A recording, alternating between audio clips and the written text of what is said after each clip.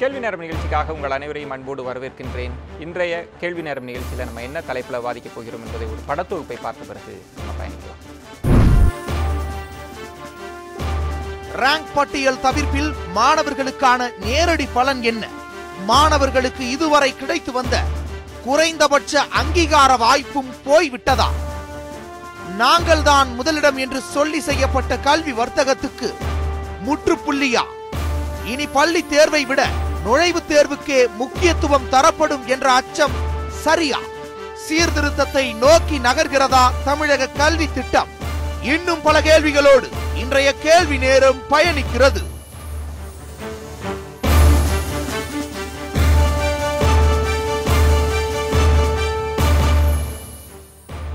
இனி ரேங்க் பட்டியல் இல்லை.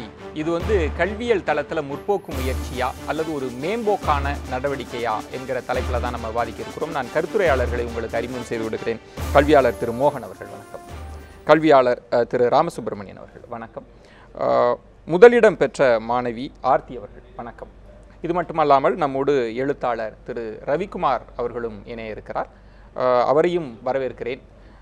இன்னும் சற்று நேரத்தில் தமிழ் தேசிய விடுதலை இயக்கத்திலிருந்து திரு தியாகு அவர்களும் இணைய இருக்கிறார். அனைவரையும் வரவேற்று இந்த வாதத்திற்குள் செல்லலாம். ஆர்த்தி, நீங்கள் கிளாஸ் டாப்பர் கடந்த ஆண்டு கேள்விப்பட்டோம். இந்த முறை ஃபர்ஸ்ட் ரேங்க், செகண்ட் ரேங்க், மாநிலத்திலே இவர் தான் ஃபர்ஸ்ட் அப்படின்ற எந்த செய்தியும் கிடையாது அப்படின்னு ஒரு அரசு அறிவிப்பு எடுத்திருக்கிறாங்க. இது ஒரு மாணவியாக எப்படி பார்க்குறீங்க? அதுவும் ஒரு கிளாஸ் டாப்பராக எப்படி பார்க்குறீங்க?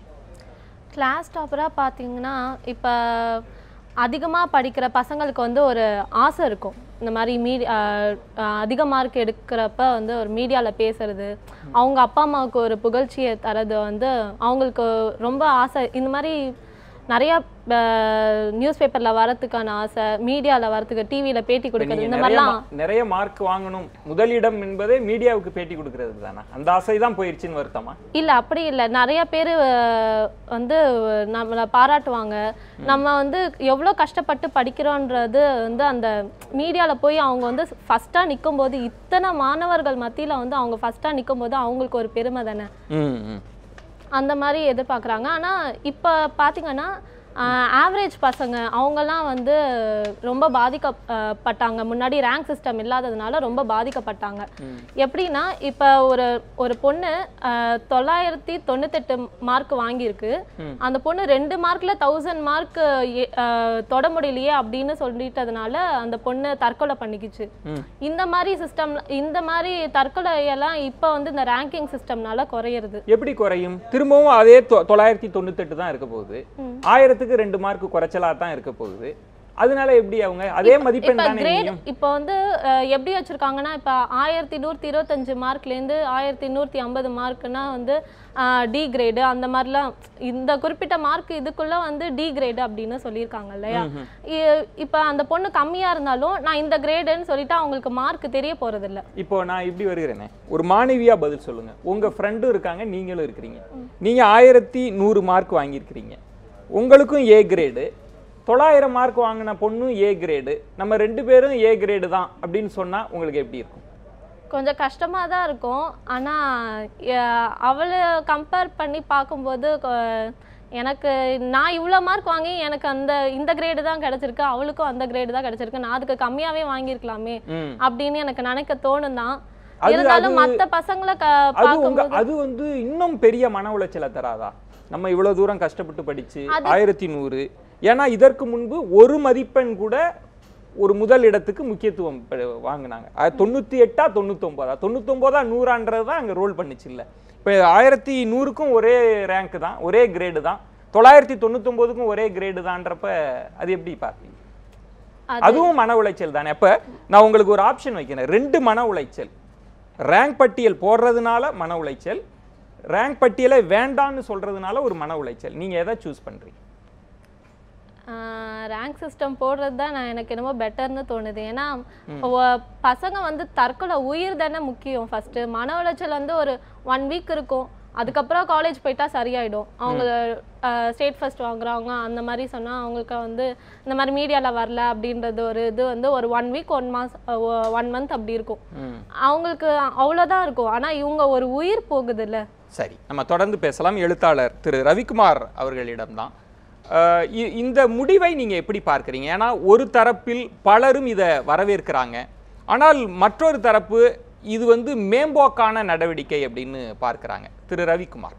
இல்லை, கல்வித்துறையில் இப்போ எடுக்கப்பட்டு வருகிற நடவடிக்கைகள், அதிலும் குறிப்பாக பள்ளிக்கல்வித்துறை செயலாளராக திரு உதயசந்திரன் ஐஏஎஸ் அவர்கள் பொறுப்பேற்றதற்கு பிறகு ஒரு நல்ல ஒரு முயற்சிகளை அவர் மேற்கொண்டு வருகிறார். அதனுடைய ஒரு வெளிப்பாடாகத்தான் இந்த முடிவை நான் பார்க்கிறேன். அதற்கு பள்ளிக்கல்வித்துறை அமைச்சரும் நல்ல ஒத்துழைப்பு செய்து இதை செய்திருக்கிறார் என்பது உண்மையிலே வரவேற்கத்தக்கது. இதில் நீங்கள் பார்க்குற போது குறிப்பாக மாணவர்களுக்கான மன அழுத்தம், இது வந்து ஒரு போட்டி சூழலை உருவாக்கி பள்ளியில் போய் கற்பது என்பதுங்கிறது வந்து ஒரு இனிமையான அனுபவங்கிறத தாண்டி ஒரு முழுமையான ஒரு மனிதனை உருவாக்குவதற்கானது தான் கல்வி அப்படி என்பது மாதிரி ஒரு போட்டி பந்தயம் என்பதாக மாற்றப்பட்டு அதுவே ஒரு சூதாட்டமாக இன்றைக்கு தனியார் பள்ளிகள் வந்து அதை காட்டி வந்து ஒரு பெரிய வணிகத்தை நடத்துகிற ஒரு நிலையில் மாணவர்களுக்கு கடுமையான நெருக்கடி. இப்போ நீங்கள் வந்து குறைவாக மாணவன்னா அவங்கள வந்து எக்ஸாமுக்கு அப்பியர் ஆக வேணாம்னு சொல்கிறது, அது சிபிஎஸ்சின்னா அதிலேருந்து கொண்டு போய் மெட்ரிக்கு நீங்கள் மாறிக்கிங்கன்னு சொல்கிறது. இன்றைக்கு வந்து அவங்களுக்கு இருக்கிற அழுத்தம் இருக்குது பாருங்கள், அது ஒவ்வொரு மாணவர்கிட்டையும் கேட்டிங்கன்னா தான் தெரியும். எனவே இந்த முறைங்கிறது இன்றைக்கி அவங்க வந்து இந்த ரேங்கிங் சிஸ்டத்தை கைவிட்டு இந்த கிரேடிங் சிஸ்டம் கொண்டு வந்திருக்கிறதுங்கிறது முழுக்க முழுக்க வரவேற்கத்தக்கது. இது சிபிஎஸ்சி மாதிரியான இதிலெல்லாம் ஏற்கனவே இருந்தது தான், பல கல்வி வாரியங்களில் இருந்த ஒரு முறை தான். இது இன்னைக்கு தாமதமாக தான் இன்றைக்கு தமிழக அரசு கொண்டு வந்திருக்கு. இந்த நடவடிக்கை எடுத்ததற்காக நான் பள்ளிக்கல்வித்துறை அமைச்சரையும் பள்ளிக்கல்வித்துறை செயலாளரையும் நான் பாராட்டுகிறேன். இந்த கிரேடிங் சிஸ்டத்திலையும் ஒரு பிரச்சனை, மன உளைச்சல் தரக்கூடிய ஒரு பகுதி. 1100 வாங்கியவனும் ஒரே கிரேடு தான், 900 வாங்கியவனும் ஒரே கிரேடு தான் அப்படின்றப்ப அந்த மாணவர்களுக்குள் மன உளைச்சல் வராதா? இல்லை, அந்த மாதிரியான அது அளவுக்கு நீங்கள் சொல்கிற மாதிரி 200 மார்க் வித்தியாசத்துலலாம் அந்த கிரேட் வரல. நீங்கள் பார்த்தீங்கன்னா ஏபிசி என்கிற இந்த கிரேட் வந்து 25 மதிப்பெண் அடிப்படையில் தான் வந்து அது ஃபிக்ஸ் பண்ணப்பட்டிருக்கு. அது வந்து ஒன்றும் பெரிய அளவில் அவங்களுக்கெல்லாம் அந்த மாதிரி மன உளைச்சலெல்லாம் கொண்டு வராது. ஏன்னா அதுக்குள்ளார அந்த ஏ கிரேடில் இருக்கிறோம். ஏன்னா அடுத்தது வந்து அவங்க அட்மிஷனுக்காக போகிறாங்க, அங்கே வந்து மார்க்கு தான் கவனத்தில் எடுக்கப்படுது, வெறும் கிரேடை மட்டும் வச்சு அவங்க அட்மிஷன் கொடுக்க போகிறதில்ல. எனவே அங்கே வந்து அவங்க வாங்குற ஒவ்வொரு மார்க்குக்கும் மதிப்பு இருக்குது, அதனால அவங்களுக்கு எந்த பாதிப்பும் கிடையாது. எனவே அவங்களுக்கு வந்து எந்த விதத்தில் மன உளைச்சல் வர்றதுக்கு வாய்ப்பு இல்லை.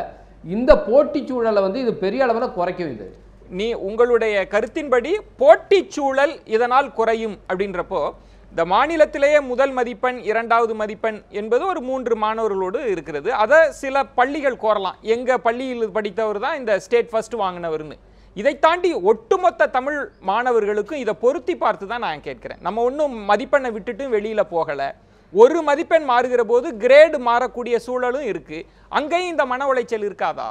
இல்லை, அது ஒன்றும் பெரிய அளவில் வந்து வராது. உங்களுக்கு ஃபஸ்ட்டு மார்க் வந்து ஒரு ஒரு ஃப்ராக்ஷனில் தவறுது அப்படிங்கும்போது அந்த அங்கே இருக்கிற மாணவர்களுக்கு வந்து ஏற்படுற மன உளைச்சலும் இந்த கிரேடு போகிறதுக்கான மன உளைச்சலும் ஏன்னா அந்த கிரேடுங்கிறது ஒன்றும் பெரிய அளவில் பாப்புலரைஸ் பண்ணப்பட்டதில்லை. குறிப்பாக மீடியாவில் வந்து அவங்கள்ட்ட நீங்களே வந்து ஆரம்பத்தில் சொன்ன மாதிரி அவங்களுக்கு இனிப்பு ஊட்டுறது, இதெல்லாம் வந்து டிஸ்ட்ரிக்ட் ஃபஸ்ட்டுங்கிறது, பாடத்தில் முதலிடங்கிறது, இந்த மாதிரியான விஷயங்கள்லாம் வராதப்போ இந்த மாதிரியான மன உளைச்சலுக்கு அதிகமான வாய்ப்பு கிடையாது.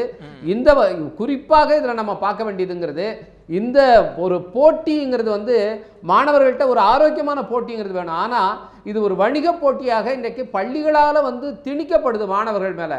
அது வந்து மிகப்பெரிய அழுத்தத்தை கொடுக்குது. அந்த அழுத்தத்திலிருந்து மாணவர்கள் விடுபடுவது ரொம்ப முக்கியம். அதற்கு இந்த முடிவு வந்து பெரிய அளவில் உதவும் என்று நான் பார்க்கிறேன். ராமசுப்ரமணியன், பொதுவாக இந்த வணிகமாக மாறினதற்கும் முதல் மதிப்பெண் இந்த தேர்வையே வந்து ஒரு குதிரை பந்தயமாக மாற்றியதற்கும் ஒரு தொடர்பு இருக்கிறது. பலருமே வந்து மாவட்டத்திலேயே முதலிடம், மாநிலத்திலேயே முதலிடம், மாநிலத்தில் முதல் இடம் பிடித்த மாணவர் எங்கள் பள்ளியில் தான் படித்தார், 10ஆம் வகுப்பில் முதலிடம் பெற்றவரை எப்படியாவது எந்த பணமும் கட்ட வேண்டாம், நீங்கள் எங்கள் பள்ளிக்கு வாங்கன்னு அரசு பள்ளியிலேருந்து தனியார் பள்ளிக்கு கூட்டிகிட்டு வந்த சம்பவங்கள்லாம் நடந்ததை பார்க்குறோம். இதற்கெல்லாம் இந்த அரசினுடைய நடவடிக்கை ஒரு முற்றுப்புள்ளியை வச்சிருக்குன்னு சொல்லலாமா? அதாவது இது ஒரு நல்ல துவக்கம் என்று தான் நான் கருதுகிறேன். ஏன்னா இது ஃபார் எக்ஸாம்பிள் இப்போ பியூசி நாங்கள்லாம் படிக்கும் பொழுது அப்போல்லாம் கிரேட் சிஸ்டம் தான் இருந்தது. ஒரு சி ப்ளஸ் டி ப்ளஸ்ன்னு சொல்லுவாங்க, ஏ ப்ளஸ்ன்னு இது மாதிரிலாம் ரேங்க் கிரேட்ஸ் எல்லாம் இருக்கும். அப்படி இருக்கும்பொழுது அதில் ஒன்றும் பெரிய பிரச்சனையே கிடையாது. நீ ஃபஸ்ட் கிளாஸ் வாங்கியிருக்கியா, ஏக்கு மேலே வாங்கியிருப்பேன்னு எல்லாருக்கும் தெரியும். ஸோ ஒரு டிஸ்டிங்ஷன்னா 70லேருந்து 84 மார்க்கு, D+ன்னு சொன்னால் 85லேருந்து 99 மார்க். அது மாதிரி தான் எங்களுக்கெல்லாம் நம்ம பண்ணினோம். அதில் ஒன்றும் பெரிய பிரச்சனை ஒன்றும் நாங்கள் பார்க்கவே இல்லை. மாறாக இந்த first rank, second rank, third rank இன்றைக்கி நீங்கள் வந்து இப்போ இதெல்லாம் மாற்றி விட்டார்கள் அப்படின்னு சொன்னால் கூட ரொம்ப எனக்கு சந்தோஷம். என்னென்னா எங்கள் ஸ்கூல்லேயே இப்போ நான் ஸ்டேட்டு செகண்டு, ஸ்டேட் தேர்டு எல்லாம் வந்திருக்கு. இன்னி கூட ஒரு நல்ல மார்க் வாங்கிக்கிறது. நான் வேறு ஒரு டிவியில் பேசிகிட்டு இருக்கும்பொழுது, சார் உங்கள் ஸ்கூல் பேர் அந்த ஒரு பொண்ணு பேர் போகிறது சார், அதில் அவ்வளோ மார்க் வாங்கியிருக்காங்க அப்படி இப்படின்னு என்கிட்ட கேட்டுருந்தாங்க. எனக்கு ஒன்றும் தெரியாது, நான் இங்கே டிவியில் வந்து உட்காந்துருக்கேன். ஐ டோன்ட் ஸ்டேட் ஃபர்ஸ்டா ஸ்டேட்ல தெரியல சார். என்னவோ அது வந்து ஒரு மிக சிறந்த ஒரு 1194 மார்க்கும் இன்னொன்று ஒரு பொண்ணு வாங்கியிருக்கு. அது ஸ்க்ராலிங்கில் போயிட்டு இருக்கு சார். நீங்கள் பார்த்தீங்களா? நான் உண்மையே பார்க்கலையா? நான் உங்களோட இப்போ 1194 மதிப்பெண் வாங்கிய ஒரு மாணவர் வெளியில் அவர் ஸ்டேட் ஃபர்ஸ்டான்னு யாருக்கும் தெரியாது, ஸ்டேட் செகண்டான்னு தெரியாது, டிஸ்ட்ரிக்ட் ஃபர்ஸ்டான்னு தெரியாது. இதெல்லாம் இந்த ரேங்க் பட்டியல் இல்லைன்றதுனால இழந்ததா? நான் பிஎட்டுங்கிறேன்.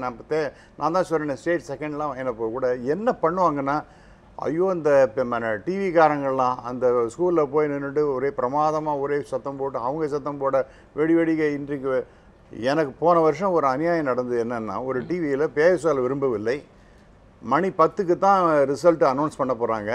அந்த கவர் ஸ்கூல்ஸுக்கெல்லாம் கொடுத்துருவாங்க. அந்த ஸ்கூல் வாங்கிட்டு ஒரு ஸ்கூல் 9:38க்கு அந்த மார்க் என்னங்கிறத பார்த்துவிட்டு அவங்க அந்த டிவிக்கு சொல்ல, அந்த டிவிக்காரர் அங்கே 9:40 மணிக்கெல்லாம் அங்கே போய் நின்றுட்டு இங்கே ஒரு பள்ளி இந்த பேரை சொல்லி இத்தனை மார்க் வாங்கி விட்டார்கள் அப்படின்னு அவங்க வந்து 3வது ரேங்கோ நோ தான். ஃபர்ஸ்ட் ரேங்க் வாங்கின இது பையங்கிறது ஒரு கவர்மெண்ட் ஸ்கூல்லையும் இருக்கான். அவனை விட்டாங்க. அவனை 11 மணிக்கு 12 மணிக்கு மேலே தான் அவனை யாரும் தேடி பிடிச்சி அங்கே போகிறாங்க. இந்த பிரைவேட் ஸ்கூலுக்கிட்ட ஏன் போனான்? அதாவது இல்லங்க, அவர் 3வது இடம் பிடிக்கிறார். அவருக்கு ஒரு அங்கீகாரத்தை தொலைக்காட்சிகள் 10 மணிக்கு தான் நீங்க ஏன் தடுக்கிறீங்க? Listen to me. 10 மணிக்கு தான் சார் அபிஷியலா சொல்லணும். அதாவது முன்னாடியே கவரை கொடுத்துருவாங்க. அது ஓபன் பண்ணி டைமை விட்டுருங்க. டைம்ன்றது இட் இஸ் வெரி எசென்ஷியல். இது திரு ரவிக்குமார் சொன்னது போல இந்த கமர்ஷியலைசேஷன் அப்படிங்கிறதுக்கு ஒரு முக்கியமான காரணங்கிறத நான் சொல்ல விரும்புகிறேன். அதாவது அந்த பிரைவேட் ஸ்கூலு 9:38க்கு அனௌன்ஸ் பண்ணி அதை உடனே அடுத்த செகண்ட் இந்த பள்ளியானது இங்கே இருக்கிறது, இதற்கு இவ்வளவு மார்க். ஒரு லாஜிக்கான ஒரு கேள்வி திரு ராமசுப்ரமணியன், ப்ளீஸ். ஒரு கிராமப்புறத்துல ஒரு கூலி வேலை பார்க்கக்கூடிய இல்ல ரொம்ப கஷ்டப்படுற ஒரு மாணவன் கஷ்டப்பட்டு படிச்சு மற்றவர்களை எல்லாம் தாண்டி மாநிலத்திலே உண்மையிலே ஒரு முதல் மதிப்பெண் வாங்கிட்டாருன்னு வைங்க, அவருக்கு ஊடகங்கள் எல்லாம் கொண்டாடுது, நிறைய பேர் பாராட்டு விழா நடத்துறாங்க. இந்த அங்கீகாரத்தெல்லாம் நம்ம இப்ப தடுத்ததா ஆகாதா? ஒரு அங்கீகாரம் அவருக்கு கொடுக்குறோம்ல அவர் உழைப்புக்கு. எனக்கு நான் பேசுறதை விட இந்த பொண்ணு அழகா சொல்லுது. என்னன்னா, இது வந்து இந்த ஒரு ஏங்கிறது ஒரு வாரம் இருக்கும், ஒரு 10 நாள் இருக்கும், அதோட முடிஞ்சு போயிடுன்னு மீடியாவில் பேசுறதுனாலையோ அந்த அங்கீகாரத்தினாலையோ ஒன்றும் 10ஆம் கிளாஸில் வாங்கினோம் அவனை அதே 12th ஸ்டாண்டர்டில் வாங்குறது கிடையாது. +2வில் பார்த்தீங்கன்னா அவனே ஃபர்ஸ்ட் ரேங்க் அங்கே ஸ்டேட்டில் வாங்கினோம், +2 லெவல்லையும் வாங்குறது கிடையாது மோஸ்ட் ஆஃப் த கேசஸ். அப்படி அதுவும் போல் இருக்கக்கூடிய நேரத்தில் நாம் ஒரேடி ஓஹோன்னு புகழ்ந்து அது தேவையில்லாத ஒரு டென்ஷன். இப்போ 10ஆம் கிளாஸில் வந்துடுதுன்னு வச்சுங்க, இப்போ 12ஆம் கிளாஸையும் ஐயோ நான் ஸ்டேட் ரேங்க் வாங்கணுமேனு ஒரு பெரிய ப்ரெஷர் அந்த குழந்தைக்கு வருது. வாங்க முடியல என்ன ஆகும்னா அப்போ தென் தோண்டு போது நாம அப்போ வாங்கினமே இப்போ வாங்கல இப்போ வாங்கலன்னு. பெரும்பாலும் நீங்களும் அரசு சொல்கிற மன அழுத்தத்தை குறைக்கும் அப்படி அதில் ஒன்றும் சந்தேகமே கிடையாது. ஆனால் இது ஒரு நல்ல முயற்சின்னு நான் சொல்லுவேன் ஒழியாது.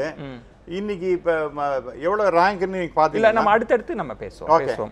திரு மோகன் அவர்களிடம் நீங்க இதை எப்படி பார்க்குறீங்க? ஏன்னா பெரும்பாலான தனியார் பள்ளிகள் அவங்களுக்கு சிறப்பு. அதுல ஒரு விஷயம் சொல்றேன், நான் நடந்தது தனியார் பள்ளி தான். இல்ல அது நிறைய பேருக்கு தெரியும். தொடர்ந்து விவாதத்துல பங்கு பெறறதுனால கட்டாயம் தெரியும். தனியார் பள்ளியை சேர்ந்தாலும் என்னுடைய திருமோகன் இதுதான். இதை எப்படி பார்க்குறீங்க? ஏன்னா பெரும்பாலான குற்றச்சாட்டுகள் அப்படின்றது இது யாருக்கு கடிவாளம்? இந்த மன அழுத்தத்தை எல்லாம் தாண்டி வந்து தனியார் பள்ளிகள் வணிகம் செய்யறதை தடுத்து நிறுத்தி இருக்கிறது அப்படின்றாங்க.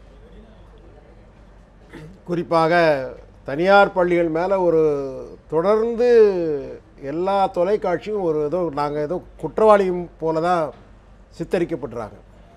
அதுக்கு ஏதாவது ஒரு காரணம் கண்டுபிடிக்கிறாங்க, அப்படிதான் நான் சொல்ல முடியும். இல்லை, எல்லா தொலைக்காட்சின்னா முதல்ல வந்த வாதமே நாங்கள் தான் தனியார் தொலைக்காட்சி முதல்ல போய் தனியார் பள்ளிகளுக்கு போய் அந்த மாணவர்களை ஊக்குவிக்கிறோம், அந்த தனியார் பள்ளிகளை ஊக்குவித்தோன்ற குற்றச்சாட்டை முதல்ல ஊடகத்தின் மீது வைத்தாங்க.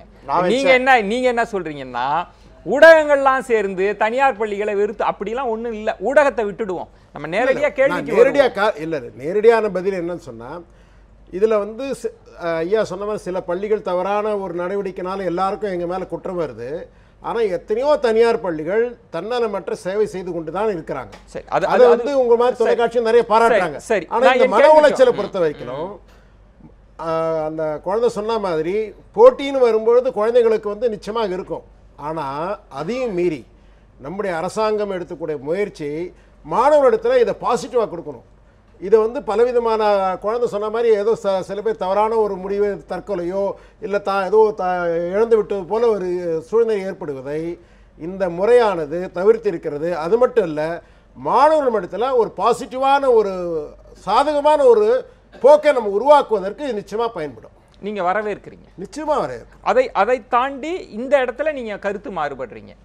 இப்போ திரு ரவிக்குமார் அவர்கள் இதை ஆதரிக்கிறதற்கும் பல கல்வியாளர்கள் ஆதரிப்பதற்கும் காரணம் இந்த மதிப்பெண், இந்த ரேங்க் பட்டியலை வச்சுட்டு தான் தனியார் பள்ளிகள் வணிகமா மாத்துனாங்கன்ற குற்றச்சாட்டை முன்வைக்கிறார். அதை நீங்க ஆதரிக்கிறீங்களா இல்லையா? அந்த இடத்துக்கு நீங்க சொல்லுங்க.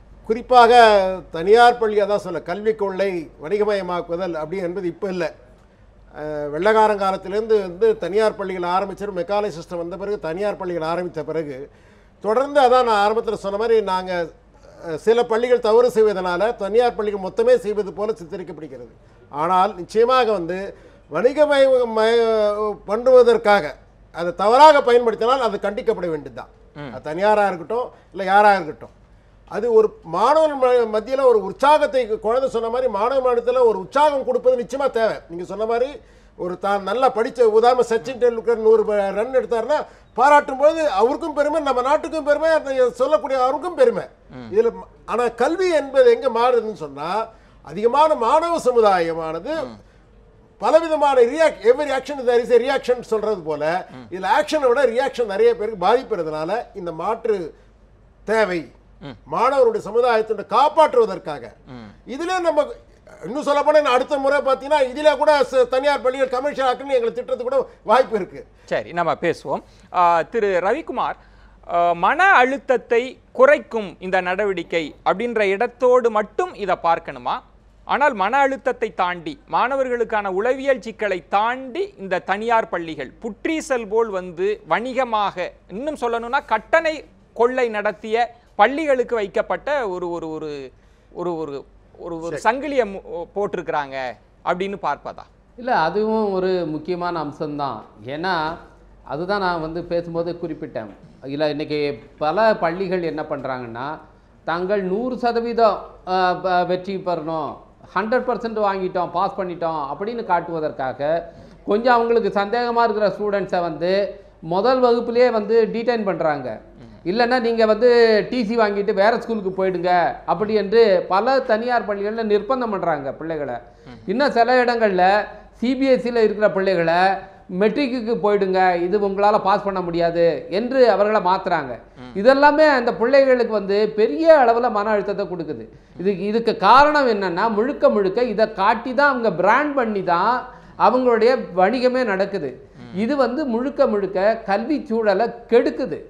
அதுக்கு வந்து வைக்கப்பட்டுக்கிட்ட ஒரு சிறு முற்றுப்புள்ளி என்று தான் நான் இதை முற்றுப்புள்ளி என்று கூட சொல்ல முடியாது, ஒரு சிறிய தடையை ஏற்படுத்தியிருக்காங்க இதன் மூலம் என்று நான் சொல்லுகிறேன்.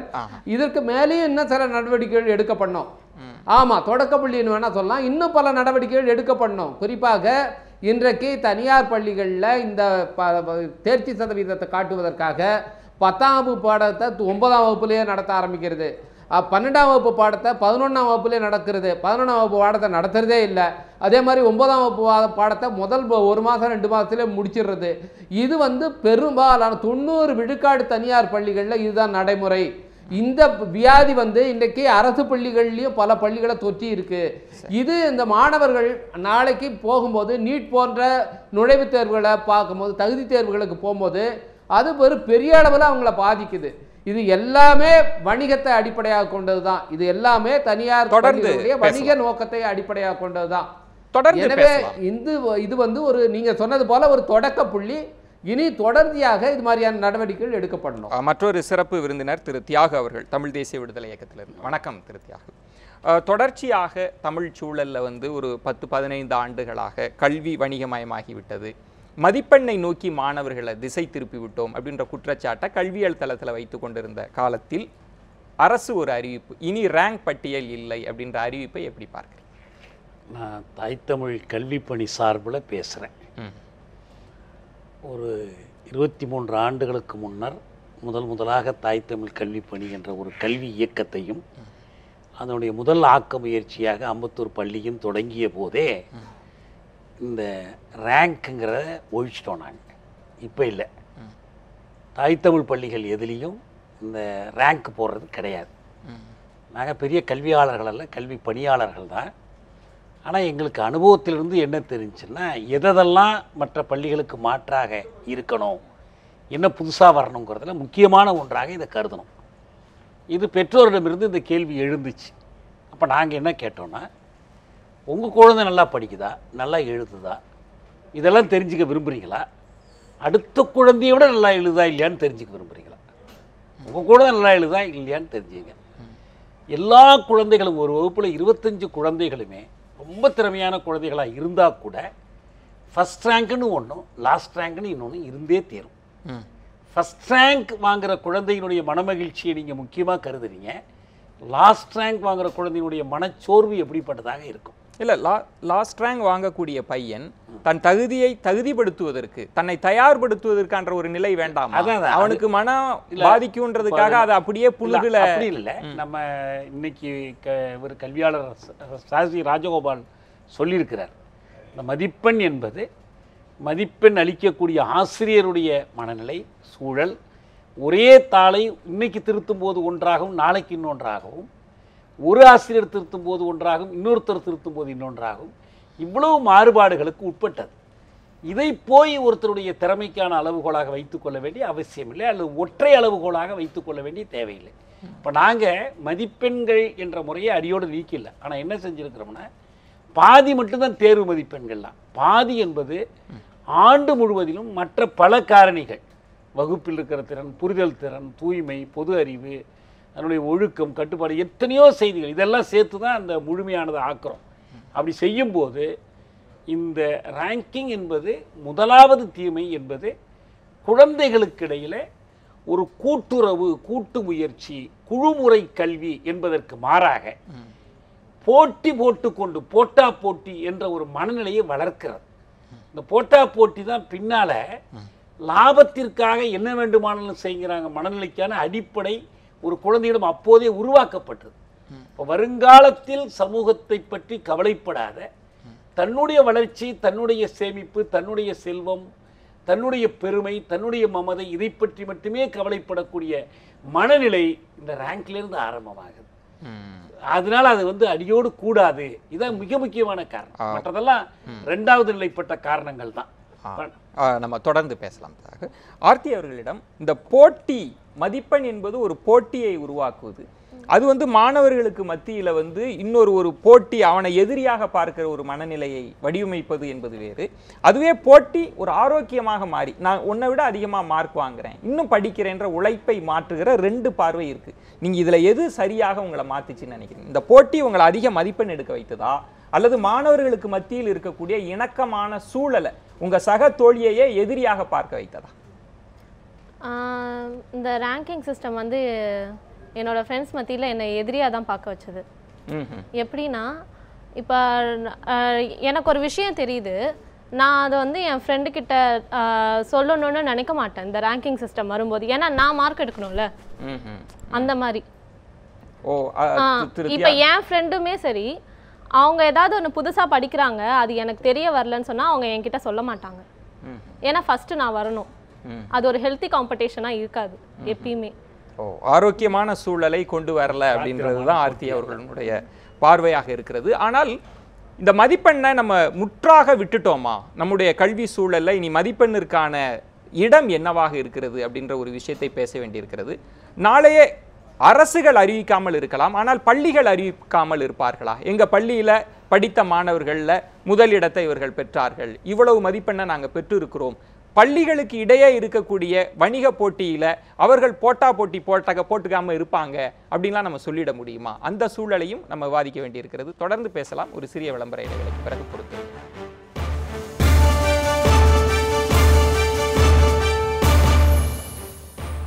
கேள்வி நேரம் நிகழ்ச்சிக்காக உங்களை மீண்டும் வரவேற்கின்றேன். இனி ரேங்க் பட்டியல் இல்லை. இது கல்வியல் தளத்தில் நடந்த ஒரு முற்போக்கான நடவடிக்கையா அல்லது மேம்போக்காக செய்யப்பட்டிருக்கக்கூடிய நடவடிக்கையா? இந்த தளத்தில் தான் நம்ம பேசிட்டு இருக்கோம். நம்ம தொடர்ந்து பேசலாம்.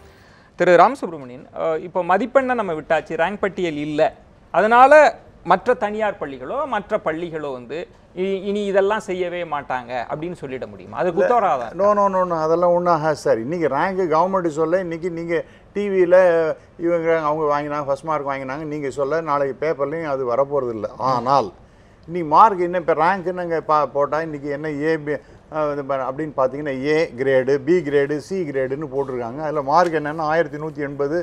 அதில் மாணவர்கள் எவ்வளோ, மாணவர்கள் இதெல்லாம் தெரியும்.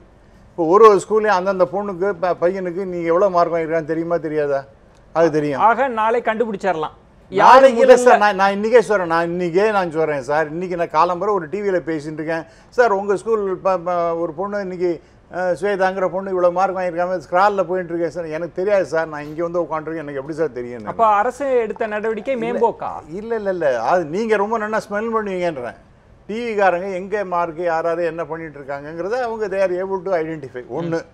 ரெண்டாவது, இதனால வந்து என்னுடைய ஸ்கூலில் இருக்கிற ஃபஸ்ட் மார்க் வாங்குற பையனையோ பொண்ணையோ நான் வந்து ப்ரொஜெக்ட் பண்ணக்கூடாது அப்படின்னு ஒன்று யாரும் தடவிட முடியாது. அவங்களுக்கு நான் அங்கீகாரம் கொடுக்கத்தான் கொடுப்பேன். நாளைய காலம் வரை நான் I will give an advertisement, நான் இங்கே 10% வாங்கினோம், இத்தனை மார்க் வாங்கியிருக்கு இந்த பொண்ணு பையன் அப்படிங்கிற மாதிரி நாளைக்கோ நாளைக்கோ நான் டெஃபினட்டாக அட்வர்டைஸ்மெண்ட் கொடுப்பேன். அதில் நீங்கள் எப்படி நீங்கள் அது போட்டியும் கிடையாது, பொறாமையும் கிடையாது, கமர்ஷியலைசேஷனும் கிடையாது. I want to give recognition to a child which has done very well in the examination. இது எப்படி நியாயம் இல்லைன்னு சொல்ல முடியும்? திரும்பவும் நீங்க அதே போட்டி பட்டியலுக்குள் தான் மாணவர்களை அடுக்க போறீங்க சார். நீங்க வந்து சுப்பிரமணியன் அங்க வச்சிருக்கிற ஃபிளக்ஸ் பேனர்ல யாரு முதல் 10 இடங்கள் அப்படின்னா, யாரெல்லாம் அந்த முதல் 10 இடத்திற்குள் வரவில்லை என்று சொல்லக்கூடிய மாணவர்களுக்கு மீண்டும் அதே மன அழுத்தம் தான் வரப்போகிறது. அப்ப அரசின் நடவடிக்கை மேம்போக்கா இருக்கே சார். இது வந்து ஒரு திரு ரவிக்குமார் சொன்ன இது ஒரு தொடக்க புள்ளி, ஒரு ஸ்மால் ஸ்டெப், அவ்வளவுதான். ஆனால் நீங்க இன்னைக்கு ஏன்னு போடும்போது 1180க்கு மேல இருக்கக்கூடிய 1199 வரைக்கும் நீங்க சொல்றீங்க, ரைட்டா? அப்போ எனக்கு எவ்வளோ மார்க்குன்னு தெரியும். இப்போ நான் பரிசைனா எனக்கு 1190 95 1180 181 அப்படிங்கிறது எனக்கு தெரியும். That is as a student எனக்கு தெரியும். அதே மாதிரி ஸ்கூலுக்கு தெரியும். நாளை அவங்க பண்ணக்கூடாதுன்னு எப்படி நீங்கள் சொல்ல முடியும்? டெஃபினட்டாக இது வந்து வரும். அதனால இது வந்து கமர்ஷியலைசேஷன் நீங்கள் சொல்ல முடியாது. எங்களுடைய I want to give recognition to my teachers, I want to give recognition to my students. நான் அதை செய்யத்தான் செய்வேன். அதுல என்ன தப்பு?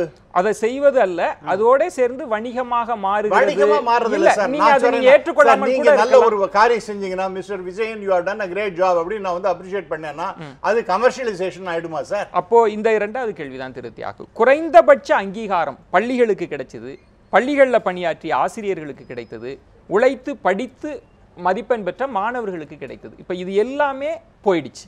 ஆனா இன்னொரு புறத்தில் அதெல்லாம் முற்றாக போய்விடும், வணிகம்லாம் நின்றுடும்னு நம்மளால சொல்ல முடியாது. நாளைக்கே திரு ராம் சுப்ரமணியன் சொன்னது போல தனியார் பள்ளிகள் ஃப்ளெக்ஸ் பேனர் வைக்க தான் போறாங்க. என்னை பொறுத்த வரைக்கும் சிறந்த கல்வி சேவை ஆற்றக்கூடிய நிறுவனங்கள் 100% பெறுகிற நிறுவனங்கள் அல்ல. ஆங்கோர் ஏழைக்கு எழுத்தறிவித்தல் இதான் முக்கியம். ஏழை என்பது வெறும் வசதியை பொறுத்தது மட்டுமில்லை, அறியாமையும் சேர்த்து தான். அதனுடைய பொருள் என்ன? ஏன் அரசு பள்ளி 100 விழுக்காடு வரல? எல்லா தரப்பட்ட சமூக பிரிவுகள்லேருந்தும் எல்லா தரப்பட்ட குடும்பங்கள்லேருந்தும் வரக்கூடிய குழந்தைங்களுக்கு அது கல்வி கொடுக்குது.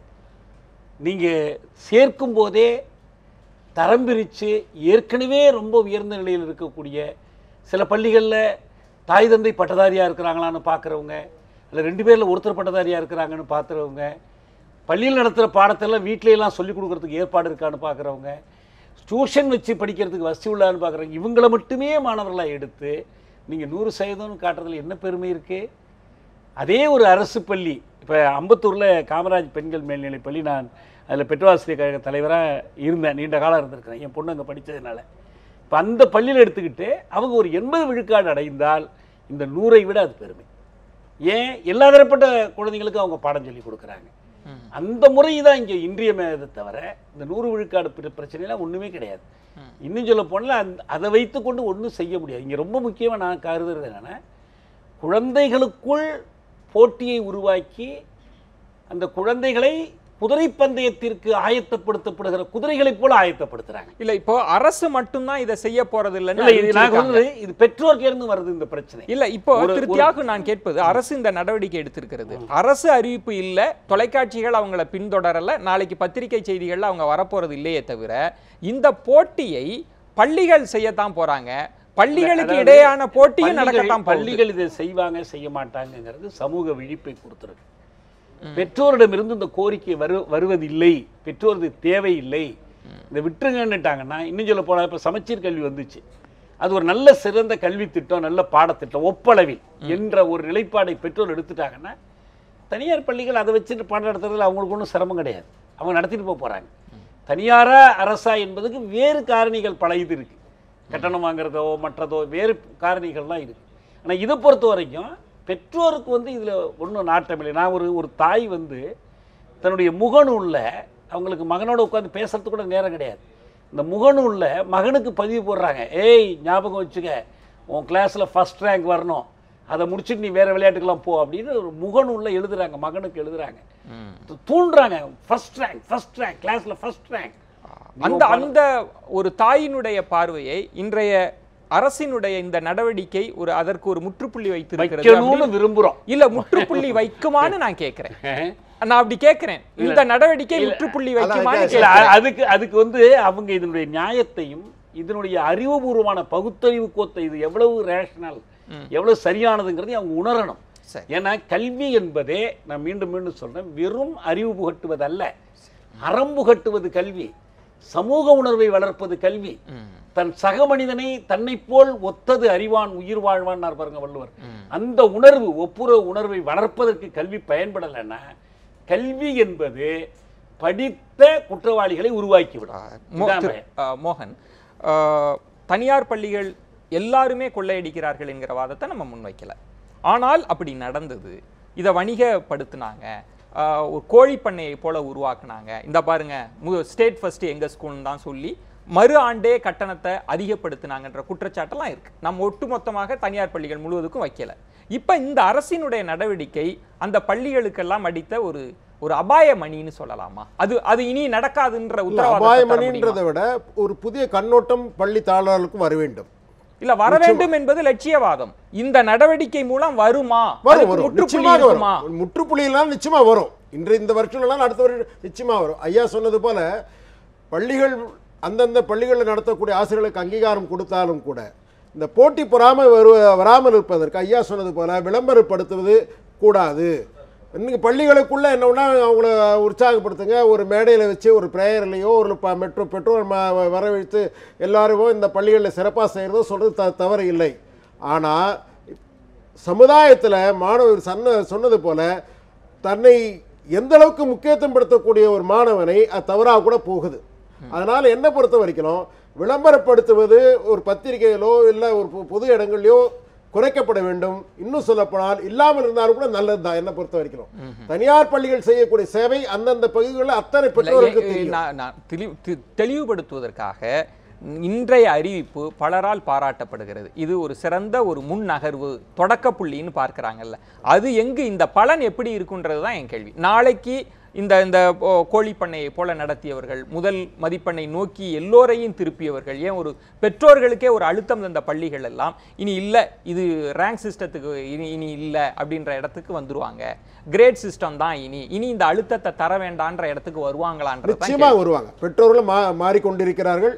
இன்னும் சொல்லப்போனா இப்போ இந்த புதிய கல்வி பெற்றோர்கள் இல்லை, என்னுடைய கேள்வி பள்ளிகள் தான் கேள்வி. பள்ளிகளற்ற தான் நான் கேட்கிறேன், அதுக்கு பதில் சொல்லு. நிச்சயமாக பள்ளிகளும் மாற்றப்படும்.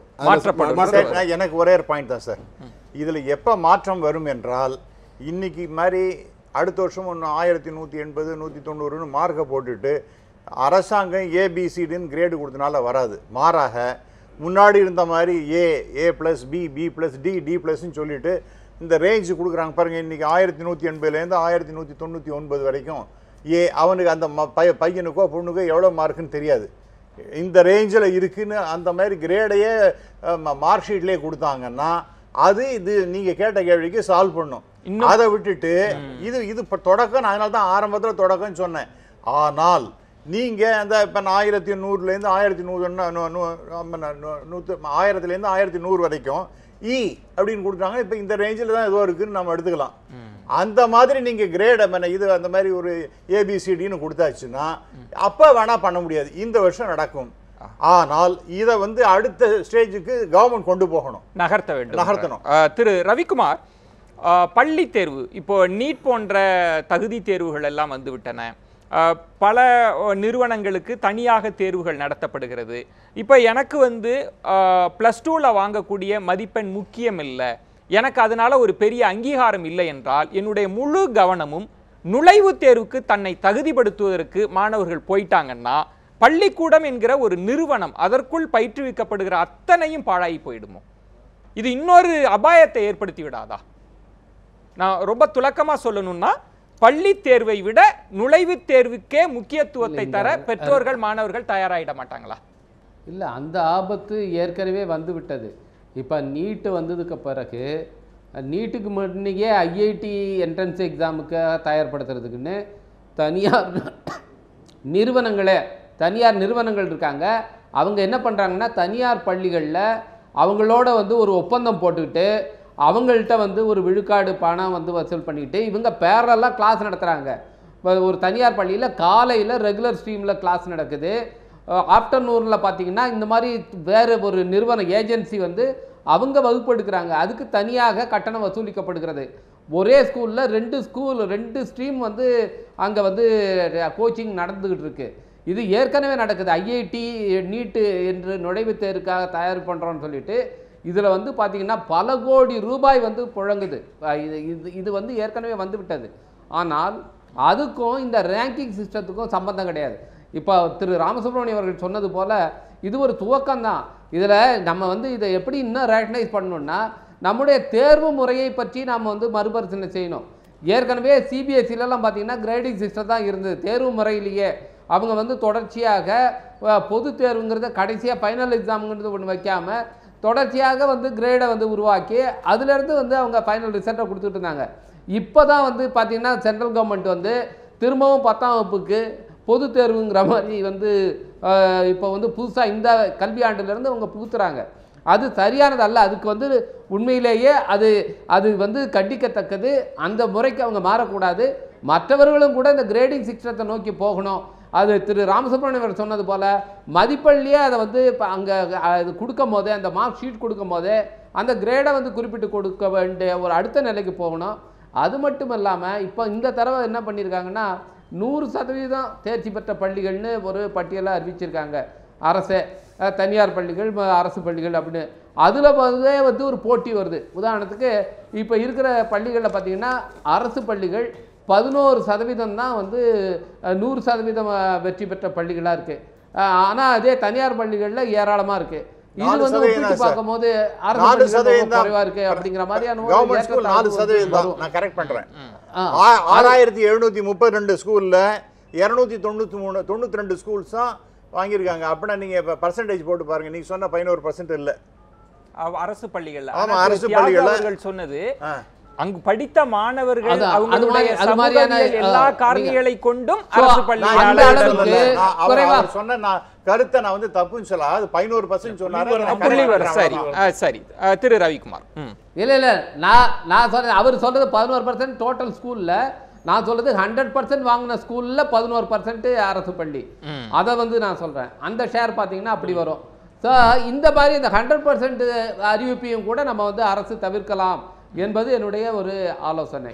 எனவே இது ஒரு துவக்கமாக வைத்துக்கொண்டு தொடர்ந்து ரேஷனலைஸ் பண்ணணும். இந்த நம்முடைய கல்வி முறையை மாற்றணும். இது மட்டும் இல்லை, இதில் பல விஷயங்கள் இருக்குது. குறிப்பாக இந்த இன்னைக்கு இருக்கிற பின்தங்கிய மாவட்டம் கடலூரை பார்த்தா கடலூர் தான் கடைசியில் இருக்குது அப்படின்னு சொல்லும் போது அதில் பார்த்தீங்கன்னா 200 ஸ்கூல் இருக்குது.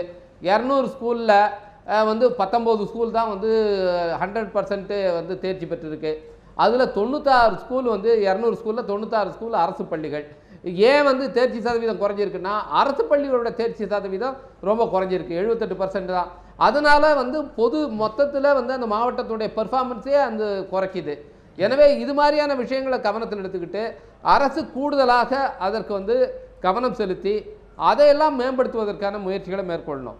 எனவே வெறும் ரேங்கிங் சிஸ்டத்தை முடிச்சிட்டா இந்த கல்வியவே வந்து நம்ம வந்து அப்படியே மறுமலர்ச்சி வந்துடுதுன்னு யாரும் நம்பல. ஆனால் நினைக்கல. திரு ரவிக்குமார் யாரும் வரவேற்கல. தேர்ச்சி ஒரு நல்ல முன்னெடுப்பு.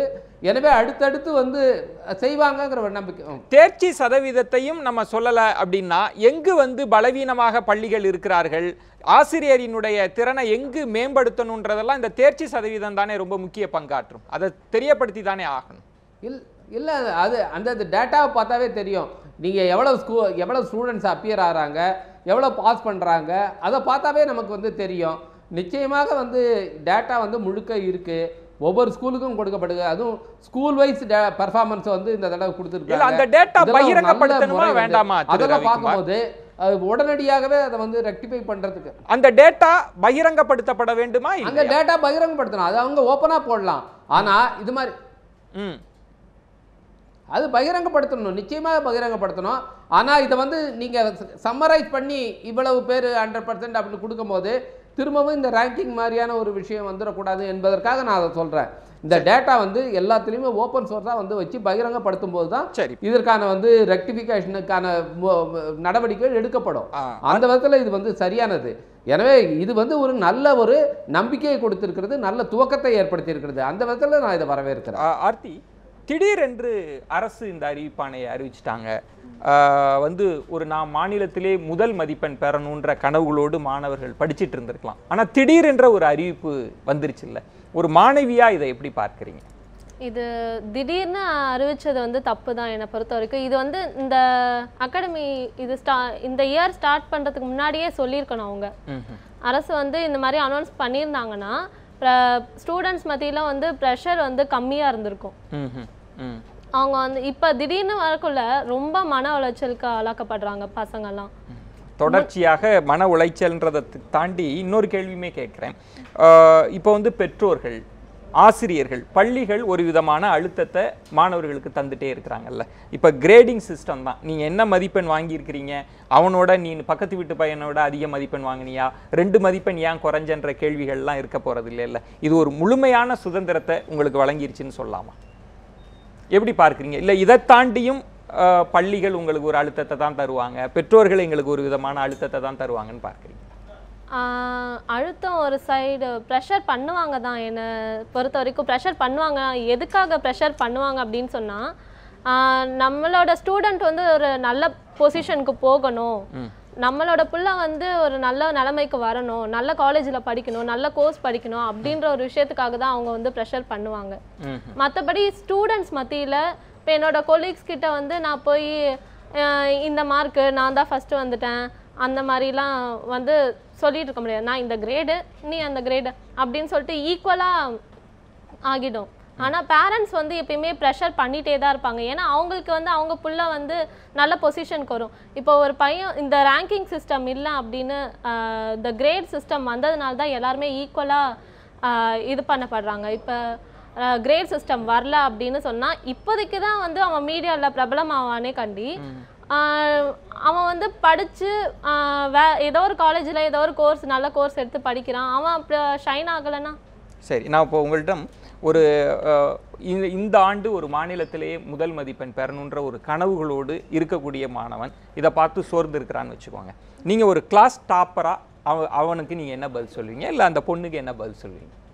அவங்கள எப்படி நீங்கள் ஆறுதல் படுத்துவீங்க? அவன் வந்து நான் ஃபஸ்ட்டு வரணும், செகண்ட் வரணும்னு ஒரு கனவோடு இருந்திருக்கான், ஐயோ கவர்மெண்ட் இப்படி செஞ்சிருச்சேன்னு சோகத்தில் இருக்கான்னு வைங்க, அவனுக்கு என்ன நீங்கள் சொல்லுவீங்க? அவங்களுக்கு என்ன அட்வைஸ் நான் பண்ணுறதுன்னா, அவங்க இப்போ வரலன்னா என்ன, அவங்க ஒரு நல்ல காலேஜில் படித்து அவங்க ஏதாவது புதுசாக க்ரியேட்டிவாக ஏதாவது ஒரு கண்டுபிடிக்கட்டும்.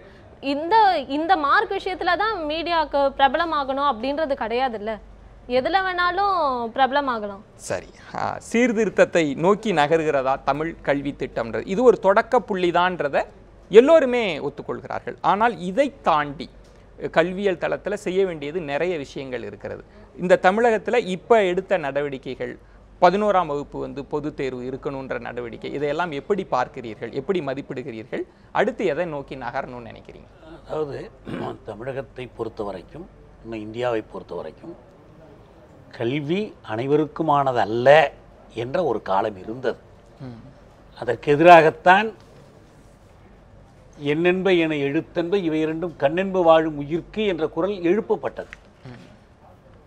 கற்கை நன்றே கற்கை நன்றே பிச்சை புகினும் கற்கை நன்றே என்று சொல்லப்பட்டது. கற்றிலராயினும் கேட்க என்று கேள்வி அறிவு வலியுறுத்தப்பட்டது. இந்த நிலை மாறி அனைவருக்கும் கல்வி என்பது முழுமையடையணும், இன்னும் முழுமை அடையலை. ஒரு கட்டம் வரைக்கும் கல்வி என்பது ஒரு தரம் வரைக்கும் அனைவருக்குமானதாக இருக்குது. சட்டப்படி யாரும் கல்வி கற்பதற்கு தடை இல்லை. ஆனால் மேலே போக போக நிறைய அதை தடுக்கிற, வடிகட்டுகிற, பயிற்று மொழி சார்ந்து, பணவசதி சார்ந்து, சமூக சூழல் சார்ந்து, குடும்ப சூழல் சார்ந்து தடுக்கக்கூடிய பல முறைகள் இருக்குது. இதையெல்லாம் மீறி என்ன நல்ல செய்தின்னா, மக்களிடம் கல்வி ஆர்வம் வந்திருக்கிறது. எங்கள் அப்பா எங்கள் தாத்தாவுக்கு தெரியாமல் தான் போய் பள்ளிக்கூடத்தில் படித்தார். ஏன்னா எங்கள் தாத்தா அதை அனுமதிக்க மாட்டார். எங்கள் அப்பா குறைஞ்சது பையனுங்களை படிக்க வச்சார், பொண்ணுங்களை ஒரு எல்லை வரைக்கும் இதுக்கு மேலே படிக்கக்கூடாதுன்னு நிறுத்திட்டார். ஆனால் இப்போ அப்படி இல்லை. பொண்ணுங்க பையனுங்க எல்லோரையும் போட்டி போட்டு படிக்க வைக்கணும்னு பெற்றோர்கிட்ட எல்லா தரப்பட்ட பெற்றோரையும் துடிப்பு வந்திருக்கு. ஆனால் இந்த கல்வி ஆர்வத்துக்கு நிகரான ஒரு கல்வி தெளிவு, என்ன கற்க வேண்டும், எப்படி கற்க வேண்டும் என்பது பற்றிய ஒரு தெளிவு வரும்போது தான் இந்த ஆர்வம் அதனுடைய முழு பலனையும் அவர்களும் அடைவார்கள், சமூகமும் அடையும். அந்த திசையில் ஒரு முன்னேற்றம் என்று பார்க்குறேன். 2 கேள்வி நாங்கள் இருக்குது. நீங்கள் ஒன்று இப்போ திரு ரவிக்குமார்கிட்ட கேட்டது என்ன, நுழைவுத் தேர்வுக்கு அதை தான் முக்கியமாக இருக்க போகின்றதா அப்படி, அது ஒரு 4வது கேள்வியாக நீங்கள் வச்சுருக்கீங்க. அது நுழைவுத் தேர்வில் நீங்கள் எழுதி தான் சார் ஆகணும். ஏன்னா அடுத்த வருஷம் என்ஜினியரிங் எக்ஸாமும் நுழைவுத் தேர்வு மூலமாகத்தான் நடத்தப்பட இருக்கின்றது. அதனால் மாணவர்கள் இனிமேல் நீட்டு கிடையாதுன்னு சொல்லிட்டு இருந்தாங்க. ஆனால் உண்டுன்னு என்னை போன்றவர்கள் சொல்லிக்கொண்டே இருந்தோம். இப்போ அதே மாதிரி நிச்சயமாக என்ஜினியரிங்க்கு வரப்போகின்றது. அதனால் தப்பிக்க முடியாது. அது ஒரு நல்ல ஒரு இதுதான், ஒரு குவாலிஃபையிங் ஆஸ்பெக்டில் அது ரொம்ப எசென்ஷியல். அதே நேரத்தில் இந்த நுழைவுத் தேர்வு சில பள்ளிக்கூடங்கள் என்ன பண்ணுறாங்கன்னா, திரு ரவிக்குமார் சொன்னது போல் அவங்க 2 விதமாக நடத்துறது. ஒன்று, அந்த ஸ்கூலே நீங்கள் அதுவே கிட்டத்தட்ட ஒரு கோட்டா ஸ்கூலாகவே இருக்குது. ராஜஸ்தானில் கோட்டான்னு ஒன்று இருக்குது. அங்கே என்ன பண்ணுவாங்கன்னா, அவங்களுக்கு எப்போ பார்த்தாலும் ஜேஇ எக்ஸாம், ஐஐடி எக்ஸாம், இந்த மாதிரி மெடிக்கல் எக்ஸாம் இதுக்காகவே தயார் பண்ணக்கூடிய இடம். ஒரு ஸ்கூலில் போய் சேர வேண்டியது, ஆனால் கோட்டாவில் போய் உட்காந்துட்டு இருக்க வேண்டியது. இங்கே பணத்தை கட்டிடுவாங்க ஸ்கூலுங்கிற பேரில், பட் கோட்டாவில் உட்காந்து அவங்க என்ட்ரன்ஸ் எக்ஸாமுக்கு தயார் பண்ணி கொண்டே இருப்பார்கள். இது மாதிரி ஸ்கூலே பல ஸ்கூல்ஸில் இப்போல்லாம் இங்கே தமிழ்நாட்டில் இது வரைக்கும் இல்லாமல் இருந்தது. எனக்கு கவலையாக இருக்கின்றது. அந்த மாதிரி ஸ்கூலில் இங்கே வந்து கொண்டிருக்கின்றது. இல்லை, சில தனியார் பள்ளிகள் நீட்டிற்கு பிரத்யேக பயிற்சியை நாங்கள் 10ஆம் வகுப்பிலிருந்து அளிக்க போகிறோன்ற அறிவிப்பு விளம்பர பலகையில் நான் என்ன சொல்கிறேன், ப்ளீஸ் அண்டர்ஸ்டாண்ட், நாங்கள் தனியாக கொடுக்குறோங்கிறதே கிடையாது. அந்த ஸ்கூலே அதே தான். ஐ எம் சேயிங், அந்த ஸ்கூலில் நீங்கள் விளையாட முடியாது, டான்ஸ் ஆட முடியாது, பேச முடியாது, எதுவும் பண்ண முடியாது. ஸ்கூல்ல இதை தாண்டி இப்போ இந்த அந்த மாதிரி ஒரு டேஞ்சரும் இருக்கின்றதுங்கிறது இதை தாண்டி நம்ம அரசினுடைய நடவடிக்கை சார்ந்துதான் இந்த விவாதமே இருக்கிறதுனால சீர்திருத்தத்தை நோக்கி தமிழகம் நகர்ந்துட்டு இருக்கு. என்ன மாற்றம்? ரெண்டாவது சுருக்கமா இப்ப 11th இப்போ வந்து எக்ஸாம் இப்போ யாரும் படிக்கிறதே கிடையாது. அது 12th இவர் ரவிக்குமாராக இருக்கட்டும், பலரும் எதாவது பேசுறது அதுதான். 11th வந்து ரொம்ப எசென்ஷியல். இப்போ இந்த நீட் எக்ஸாமில் வந்து அவங்களுக்கு 11th தான் முக்கியமாக ஒரு கொஸ்டினாக இருந்தது அப்படின்னு நான் இப்போ மாணவர்களே பேச ஆரம்பிச்சிட்டாங்க. ஆகவே அந்த 11th நீங்கள் படிக்கணும், 10வதுன்னா 9வதையும் சேர்த்து படிக்கணும். அந்த கிளாஸில் இருக்கும்போது அதை படித்து தான் ஆகணும். ஆகவே அத்தகைய ஒரு சீர்திருத்தத்தை கொண்டு வர போகிறேன்னு சொல்கிறாங்க. இன்னும் 3 வருஷத்துக்குள்ள 11th பப்ளிக் எக்ஸாம் வைக்க போகிறேன்னு சொல்கிறாங்க. இது வந்து ஒரு it is a very good proposal. ஆனால் அது அதை எப்படி நடைமுறைப்படுத்த போகிறாங்கங்கிறது நம்ம வெயிட் பண்ணி பார்க்கணும். இது ஒரு சீர்திருத்தம். 2வது முக்கியமான விஷயம், எனக்கு ரொம்ப சந்தோஷம், இது வரைக்கும் 13 வருஷமாக இந்த தமிழகத்தை குட்டிச்சவராகிட்டாங்க குவாலிட்டி ஆஃப் எஜுகேஷனை. ஏனென்றால் 2004க்கு அப்புறம் இது வரைக்கும் ஒரு விதமான சேஞ்சும் இல்லாமல் இங்கே வந்து நம்மளையே கேவலப்படுத்திக்கிற மாதிரி ஒரு தாழ்வு மனப்பான்மை வரா மாதிரி குவாலிட்டி எஜுகேஷனில் ஆயிடுது. ஆனால் அதை மாற்றி மேக்கு முன்னாடியா பின்னாடியா 2004 மேக்கு முன்னாடியா பின்னாடியா அதை தெளிவுபடுத்துனீங்கன்னா நீங்க 2004 தமிழ்நாடு சொல்றேன். தமிழ்நாடு எது 2004 மேயோ ஏப்ரலோ அதை பத்தி எனக்கு கவலை இல்லை. ஆனால் 2004 தான் அந்த நியூ ப்ரப்போசல் வந்தது. அதுக்கப்புறம் மாற்றவே இல்லை, யாரும் அதை பற்றி கவலையே படலை. ஆனால் இப்போ அட்லீஸ்ட் ஒரு சீரியஸ்னஸ், ஒரு கடந்த ஒரு 10 நாளாக இந்த மினிஸ்டர் பேசிட்டு இருக்கார். அதுவும் எனக்கு ஐ எம் வெரி ஹாப்பி. நேற்றுக்கு பல பள்ளிக்கூடங்கள்லாம் வந்து இந்த சிலபஸ் நாங்கள் மாற்ற போகின்றோம், it is going to be சிபிஎஸ்சின்னு சொல்லிட்டு இருக்காங்க. இன்னும் சொல்ல போனால் இந்த மாதிரி சேஞ்சஸ் எல்லாம் கொண்டு வந்தா சிபிஎஸ்சி ஸ்கூல்ஸ்லாம் படுத்து போகும். அது வந்து என்ன சொல்றாங்கன்னா சிபிஎஸ்சியும் தாண்டி ஐஜிசிஎஸ்சி கேம்பிரிட்ஜ் லெவலுக்கு நாங்கள் வந்து குவாலிட்டி ஆஃப் எஜுகேஷன் ஸ்டாண்டர்டை இம்ப்ரூவ் பண்ணுவோம்னு சொல்றாங்க.